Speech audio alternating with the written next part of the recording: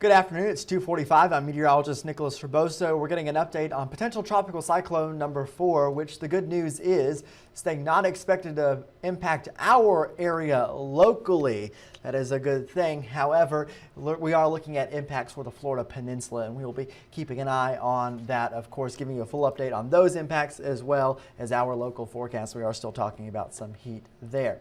So here's the current situation, 30 mile per hour. Tropical nothing. It is just a tropical disturbance still. In fact, we don't even have a well-defined center of circulation at this time. That's becoming a bit of an issue because it's going to cause some minor changes in the track if the center is not where we think it is right now. You can see where that L is located over eastern Cuba.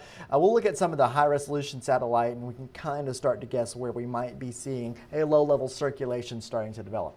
But it is organizing at this time. The timing makes it to where by Saturday morning it is exiting into the Florida Straits. By Saturday evening, it's into the Gulf of Mexico near southern Florida there. So we have some time before this gets to that point. At that point, we might be looking at a depression or a storm. So let's get to it. We're going to go to big picture first with the water vapor imagery. And let's load that up here. There you can see the green areas over Cuba. Those are all of those thunderstorms. It's moisture located over Cuba associated with this tropical wave. Once again, it is not a depression, not a storm yet. All this moisture will be moving up towards Florida, the Florida Peninsula, most likely. And that means that they will be getting lots and lots of rain. Overall environment around this system is pretty decent. In fact, we're starting to see some evidence of some outflow. This is the upper levels of the atmosphere expanding. And you can see it's an upper level anticyclone, we call it. It's an upper level high pressure system that typically develops over a low pressure system near the surface. That gives its this tropical cyclone essentially a way to exhaust itself, exhaust in the upper levels. And you'll see some of those cirrus outflows around the storm. It's a really cool thing to look at, and that just indicates that the environment around this storm is pretty decent.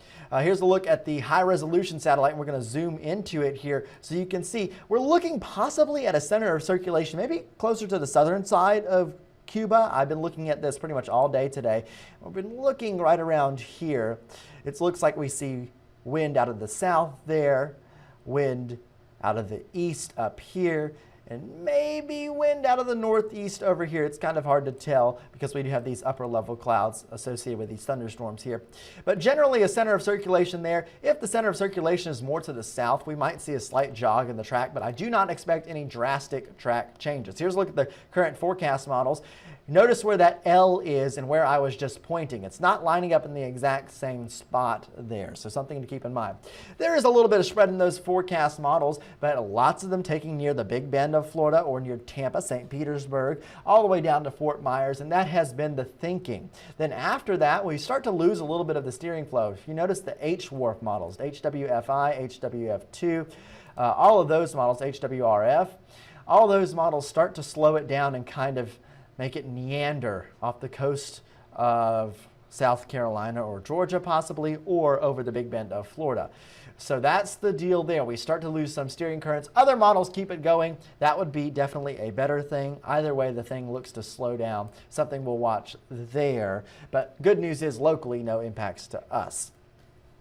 Here's the forecast track official from the National Hurricane Center. As I mentioned, Saturday morning, 8 a.m., beginning to emerge off of Cuba there. Tropical storm by Saturday evening, a landfall, and there's a quite a wide time period where we could see a landfall possibly as late as late Sunday night, possibly as early as Saturday night. So anywhere along that western Florida coast, that Florida Gulf Coast, we will be watching closely. If you're in the panhandle of Florida, we have no issues to worry about, especially because if you are, which we are, of course, here on the Fox 10 viewing area, but anyway, on the western side of this cone, even with a few shifts, the western side of that storm is, of course, the weaker side. It's the less impactful side. We'll actually get a dry northerly wind, most likely, lowering our rain chances and lowering some of our temperatures if this forecast verifies, which is looking like it might.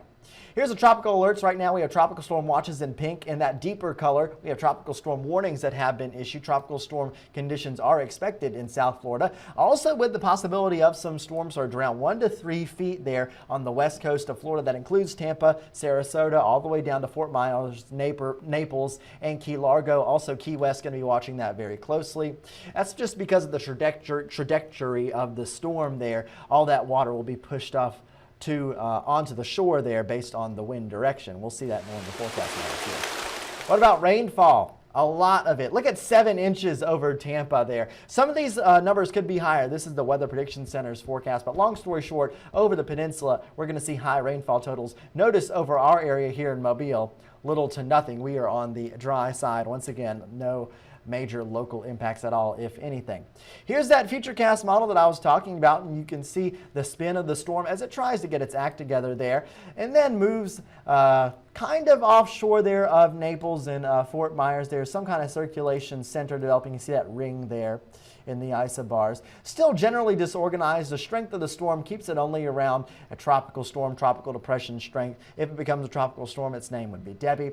Then the storm moves off to the north with heavy rain bringing to Tampa, as we saw in that rainfall forecast. Locally, we have no issues except for rip currents. Sunday, Monday, and Tuesday, it looks like our surf could come up a little bit. We have a medium risk of rip currents. We might see that bumped up to high. That's something we'll keep in mind. But otherwise, that's it for us here in terms of tropical impacts. We'll keep an eye on it all the way through the weekend. There could be some shifts, so we'll be watching it, of course, but right now this is thankfully not as major concern to us, which is good to see. Our concern has been heat. Of course, it's really hot today. The next couple of days, it'll still be hot around 105 to 106 for that heat index, not as bad as it has been. Heat advisory continues for the rest of the day. If you have evening plans, make sure you're staying cool out there. 108 to 112 degrees for that heat index over the next few hours. You know the deal, right around 108, dropping to around 100 by 8 p.m. there. So as we're getting towards sunset, it is still going to be steamy. Make sure you're staying cool. And we've been tracking some showers and thunderstorms around. We had one that was blowing up over the Gulf Shores, Orange Beach area relatively recently, and that caused some lightning and some heavy rain there. We could still have some more showers till around 4 or 5 p.m. before those start to dissipate, and those will be done by later this evening. Here's your 7-day outlook. Chance of rain today only around 20 to 30% for a good chunk of the area, but we are seeing some showers and storms. Bump it to around 50% for Saturday and Sunday, then things start to calm down. And thankfully that temperature does pull back just a little bit. 95, 94, 92 degrees there by Monday. Jason Smith is in. He's going to be giving you an update on the forecast at the 3, 4, 5, 9, and 10. And then I will be in all weekend giving you your updates there as we track what could be Tropical Storm Debbie. At least now it's potential tropical cyclone number 4, and the impacts to the Florida Peninsula, and any other impacts that we see we'll be keeping an eye on, and any changes in the track we'll be keeping an eye on all through the weekend. So we thank you for joining us for this short edition of Next Weather. If you want more, be sure to tune in to Fox 10 Live, which is coming up very, very soon. So we'll see you then. We thank you so much for joining us. I'm meteorologist Nicholas Cerboso.